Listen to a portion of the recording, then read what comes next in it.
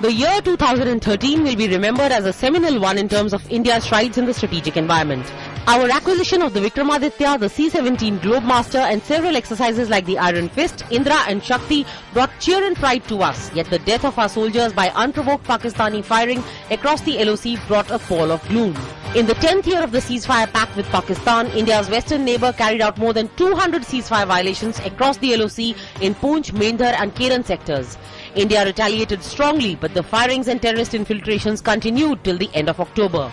One such infiltration attempt that began in late September in Keran in Kashmir lasted for 15 days with our soldiers attempting to eliminate Pakistani terrorists holed up in a ravine ahead of the LOC fence. In the Ladakh sector, our troops were engaged in a standoff with the Chinese army troops in April and May, but there were incursions by them throughout the year.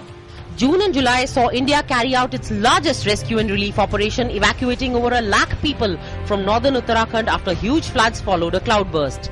The Air Force, Army, NDRF and ITBP pressed troops and machines into service. The Army deployed 10,000 troops and set up Burma bridges at Lambagad and Dharali.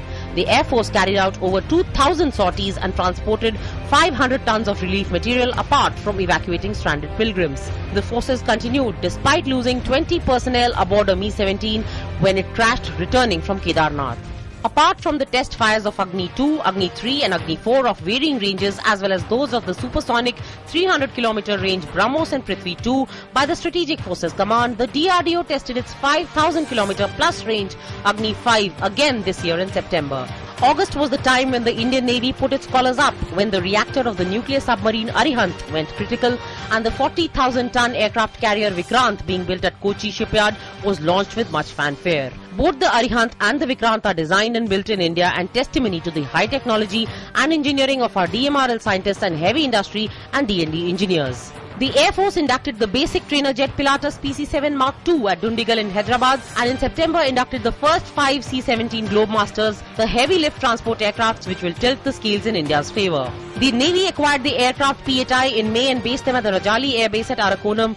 These mammoth birds will be the eye in the sky for the Navy and also the talents which will swoop on subs and surface vessels. INAS 303, the first MiG-29K squadron, was commissioned on 11th of May 2013 at the Naval Air Base Hansa in Goa. November of 2013 brought the long-awaited delivery of the 45,000-ton Vikramaditya NE Goshkov to the Indian Navy. The aircraft carrier which will fly the MiG-29Ks, Sea Harriers, Kamovs and Dhruvs will sail to India by February next year.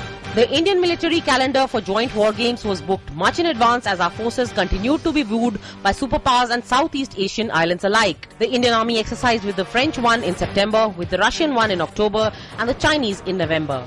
The joint counter-terror exercises gave a fillip to mutual understanding of each other's tactics and cemented the warm ties. In New Delhi, this is Nandita Dagar for DD News.